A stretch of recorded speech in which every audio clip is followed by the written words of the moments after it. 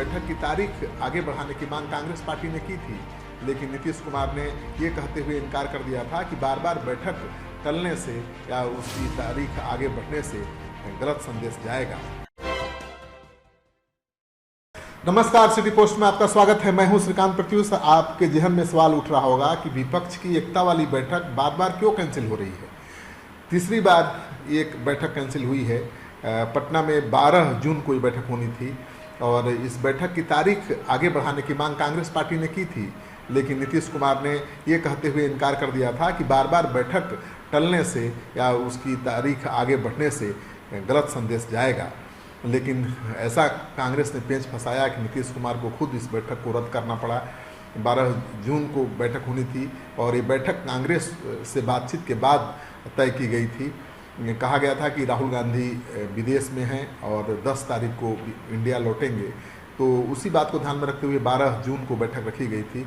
लेकिन बाद में कांग्रेस को लगा कि पटना में अगर बैठक होगी विपक्ष की तो नेतृत्व तो नीतीश कुमार करेंगे, तो कांग्रेस की मठाधीशी खत्म हो जाएगी।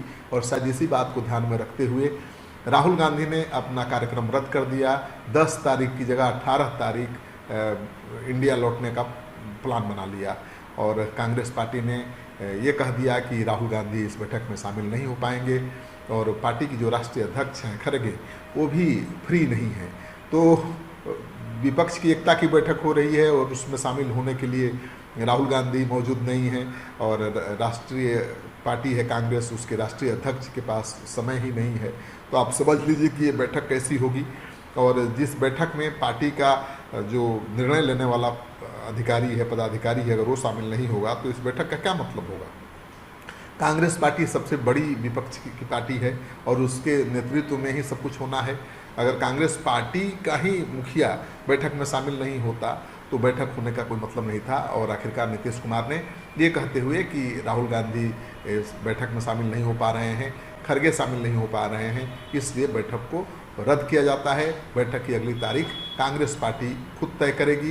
ये बैठक कहाँ होगी, कब होगी, अब कांग्रेस पार्टी तय करेगी। तो नीतीश कुमार को समझ में आ गया कि दरअसल राहुल गांधी विदेश में है, ये समस्या नहीं है, खड़गे के पास समय नहीं है, ये भी कोई इशू नहीं है। सबसे बड़ी समस्या ये है कि ममता बनर्जी की सलाह पर पटना में की जाने वाली बैठक को, ये बैठक कांग्रेस को रास नहीं आ रही है। कांग्रेस नहीं चाहती है कि पटना में ये बैठक हो। तो सूत्रों के हवाले से जो खबर आ रही है कि अब बैठक की अगली तारीख कांग्रेस ही तय करेगी और स्थान भी कांग्रेस ही तय करेगी। ये दिल्ली में हो सकता है या फिर शिमला में हो सकता है बैठक। तो बैठक की तारीख अभी तय नहीं है। कहा जा रहा है कि 21 जून को हो सकती है। लेकिन जब नीतीश कुमार ने तो गेंद कांग्रेस के पाले में फेंक दिया है, क्योंकि उनको लग रहा है कि कांग्रेस खुद नहीं चाहती है कि नीतीश कुमार विपक्ष का नेतृत्व करें। और सच्चाई यही है, कांग्रेस पार्टी को कर्नाटक में जो जीत मिली है उसके बाद उसका हौसला बुलंद है और उसकी यही जीत विपक्ष की एकता में सबसे बड़ी बाधा बनकर सामने आ रही है। कांग्रेस पार्टी अब अपनी शर्तों पर सब कुछ करना चाहती है और उसे इस बात को लेकर एतराज़ है कि ममता बनर्जी की सलाह पर पटना में दिल्ली की जगह बैठक करने का फैसला नीतीश कुमार ने लिया। ममता बनर्जी तो कांग्रेस का मठाधीशी ही तोड़ना चाहती थी। वो चाहती थी कि कांग्रेस झुके और झुककर नीतीश कुमार के नेतृत्व में बैठक करने को मजबूर हो जाए। कांग्रेस पार्टी को लगा नहीं कि कोई चारा है, तो तैयार तो हो गई थी, लेकिन बाद में जब विचार विमर्श आपस में किया तो लगा कि ये तो झुकना हो गया और क्षेत्रीय दलों का दबाव बढ़ जाएगा उसके ऊपर।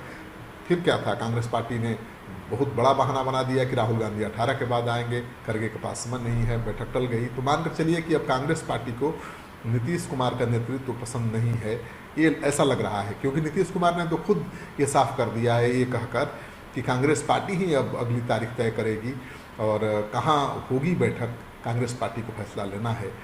नीतीश कुमार ने ये भी कहा कि इस बैठक में केवल पार्टी के सुप्रीमो ही भाग ले सकते हैं, जिनके पास फैसला लेने का अधिकार हो। पार्टी का कोई प्रतिनिधि शामिल नहीं हो सकता है। ये सवाल वाजिब है। पार्टी का कोई भी नेता आकर बैठक में शामिल होगा तो क्या नतीजा निकलेगा। फैसला तो राहुल गांधी और खड़गे ही लेंगे, सोनिया गांधी ही लेंगी, तो फिर दूसरे नेताओं के शामिल होने का कोई मतलब नहीं है। और इस बैठक को लेकर स्टालिन से लेकर केजरीवाल तक पेच फंसाए हुए हैं। केजरीवाल भी कांग्रेस को पसंद नहीं है, क्योंकि केजरीवाल ने दिल्ली में कांग्रेस को हराया है, हरियाणा में हराया है, गुजरात में बहुत नुकसान पहुंचाया है। तो हर जगह तो लड़ाई आम आदमी पार्टी से ही कांग्रेस की हो रही है। फिर ऐसे में कांग्रेस पार्टी को भला अरविंद केजरीवाल कैसे सुहाएंगे? और ममता बनर्जी और कांग्रेस का रिश्ता किसी से छिपा हुआ नहीं है। दोनों में किस तरह के 36 के आंकड़े हैं सबको पता है।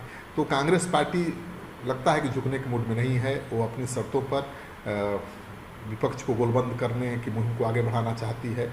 और मानकर चलिए कि अब बैठक पटना की जगह कहीं दूसरे राज्यों में होगी और बैठक का नेतृत्व कांग्रेस पार्टी ही करेगी। नीतीश कुमार ने बहुत जोर लगाया था, बहुत कोशिश की थी विपक्ष को एकजुट करने के लिए। दिल्ली से लेकर महाराष्ट्र और पश्चिम बंगाल तक गए, सबको मनाया। ममता बनर्जी भी मान गई, लेकिन ममता बनर्जी ने ऐसा पेच प्रेम से फंसा दिया, नीतीश कुमार को ये सलाह दे दी कि पटना में ही बैठक करिए, और वही पेच ऐसा फंसा कि बैठक ही नहीं हो पाई। तो बैठक अब कब होगी, कहाँ होगी, ये कह पाना बड़ा मुश्किल है। और आपको पता है कि विपक्ष की एकता में फ़िलहाल अभी 15 पार्टियाँ शामिल हैं, जिसमें से 7 पार्टी बिहार से ही ताल्लुक़ रखती हैं। जेडीयू, आरजेडी, कांग्रेस, हम, सीपीआई, सीपीएम और माले बिहार की सरकार में हैं। विपक्षी एकता में अभी समाजवादी पार्टी, झारखंड मुक्ति मोर्चा, आम आदमी पार्टी, शिवसेना, महबूबा मुफ्ती की पार्टी पीडीपी, फारूक अब्दुल्ला की पार्टी नेशनल कॉन्फ्रेंस और स्टालिन की पार्टी डीएमके शामिल है। नीतीश कुमार की चाहत है कि सभी पार्टियों के प्रमुख नेता इस बैठक में शामिल हो, ताकि लोकसभा चुनाव से पहले सब कुछ तय हो जाए और चुनाव की तैयारी शुरू हो जाए। लेकिन कांग्रेस को लगता है कि उसके नेतृत्व में ही सब कुछ होना चाहिए। तो मानकर चलिए कि अब नीतीश कुमार की चुनौती बढ़ गई है, और जो सपना देख रहे थे कि वो लीड करेंगे विपक्ष को और पीएम पद के दावेदार होंगे, शायद वो पूरा नहीं हो पाए। क्योंकि सूत्रों के हवाले से जो खबर आ रही है, कांग्रेस पार्टी राहुल गांधी की जगह खरगे को आगे करना चाहती है। खरगे दलित नेता हैं, उनका विरोध करना भी किसी के लिए संभव नहीं होगा, और उनके नेतृत्व में ही कर्नाटक चुनाव कांग्रेस पार्टी ने जीता है।